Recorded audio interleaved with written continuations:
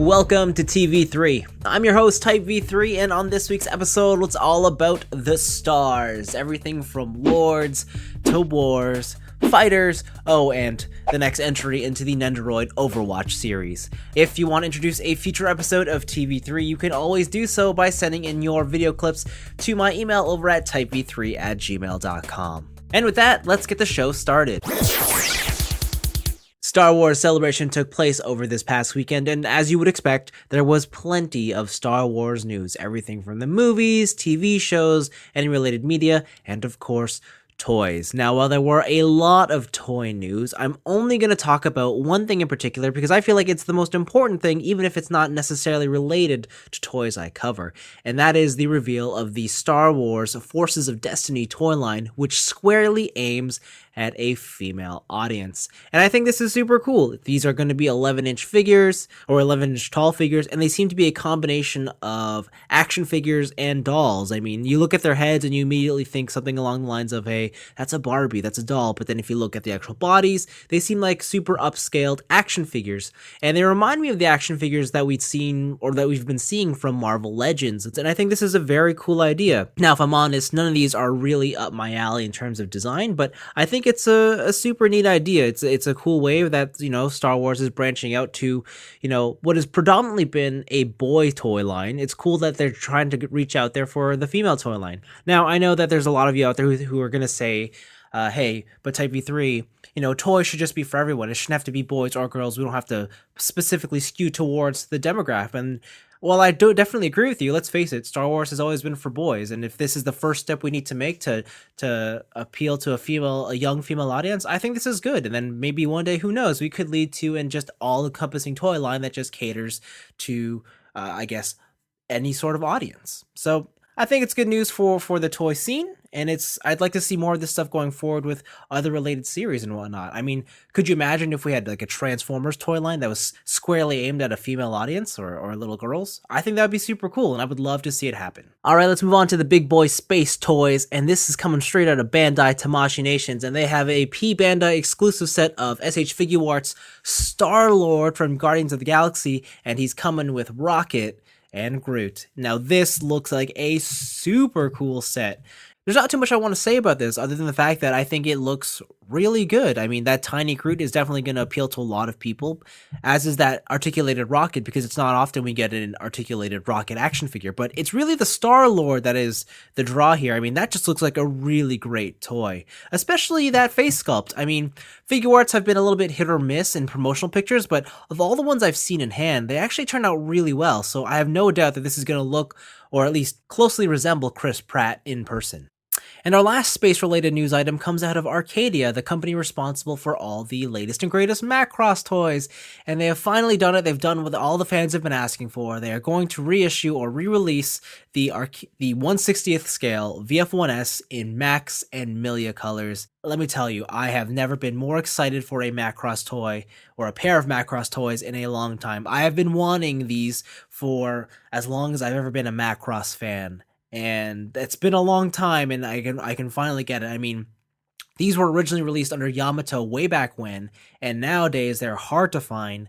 They are very expensive when they do pop up on the aftermarket, and even then, you don't know what the condition's like because they're always secondhand, and the Yamato toys back then had a couple QC issues, especially in the shoulders or the canopy, had an issue with the rainbow canopy, and it was a whole more complicated than I wanted to deal with, and hey, Arcadia is finally re-releasing them. They're coming out in, I think it's September and December. They're each going to be about 20,000 yen, so it's kind of pricey, but I've been wanting these for so long, and I can't wait to get my hands on them.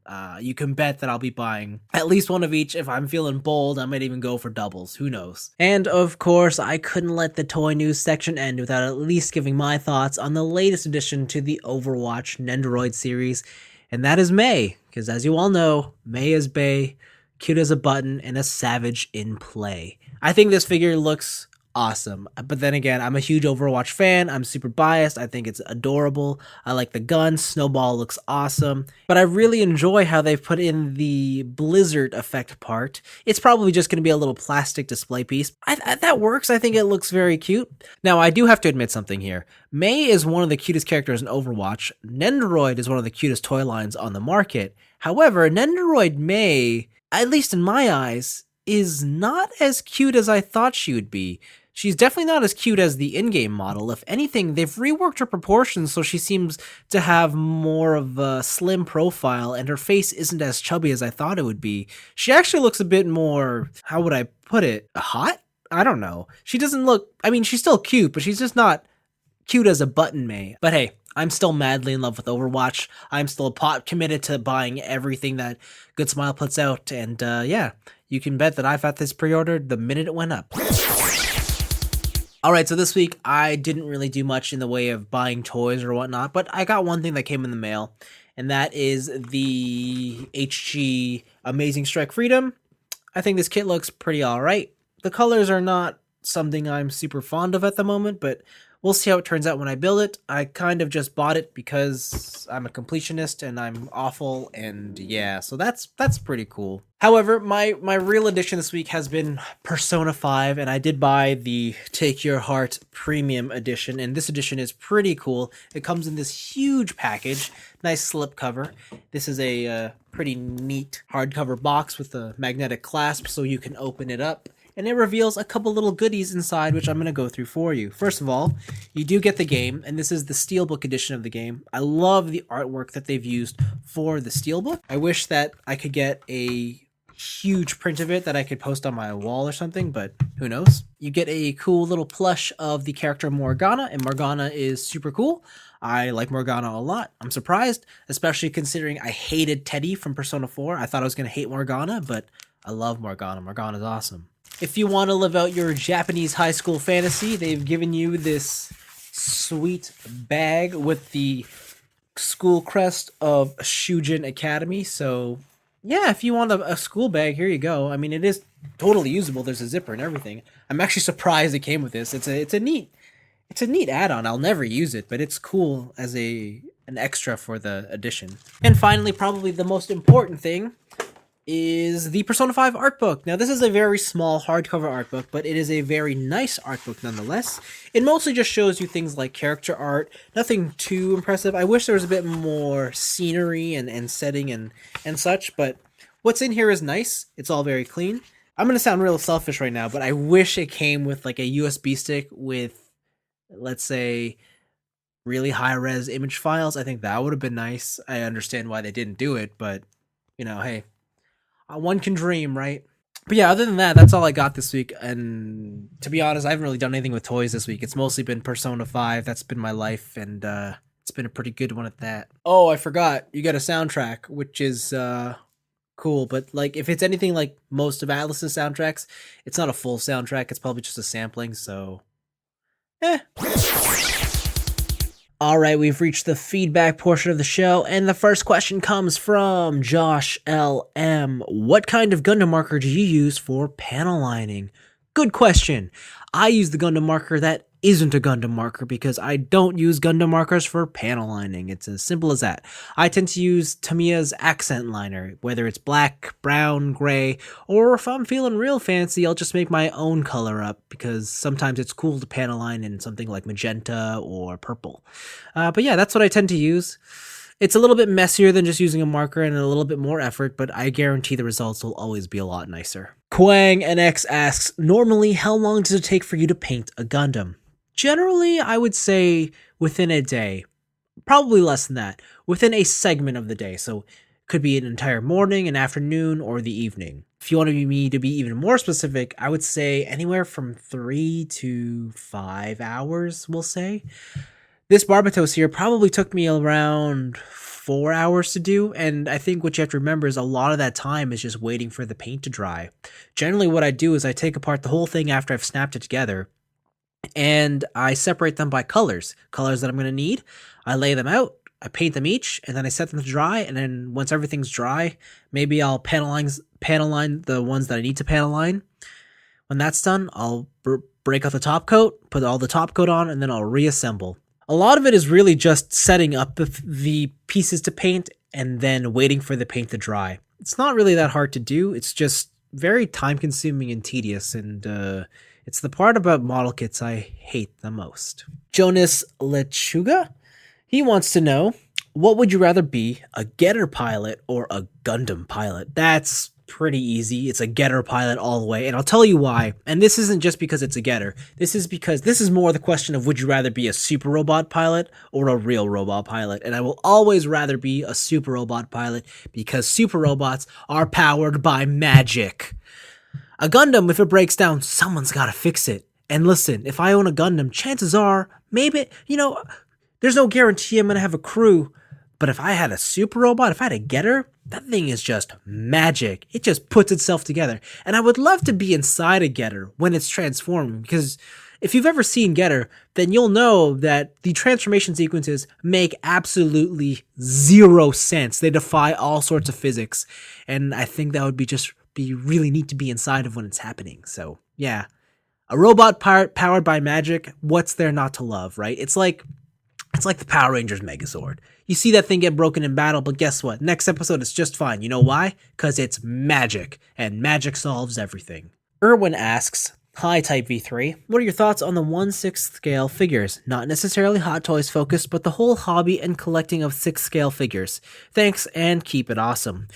I think 1/6 scale figures are very cool. I think the whole market that surrounds them is really neat. I love how people are way into customizing them, and I like how they tend to pick out certain brands or properties that are more, I suppose, in touch with mainstream pop culture. I think that's super cool that you can go out and get, your favorite character from the latest Marvel movie or Star Wars.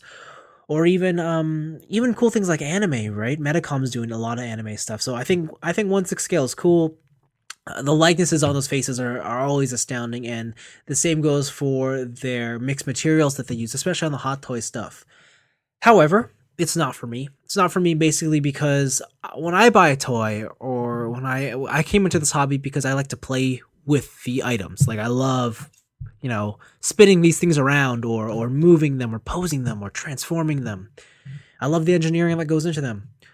1/6 scale is not about that. 1/6 scale is strictly about you like something and you want a representation of that you can display in your house, in your office, in your man cave, in your whatever, in your girl cave. It doesn't matter.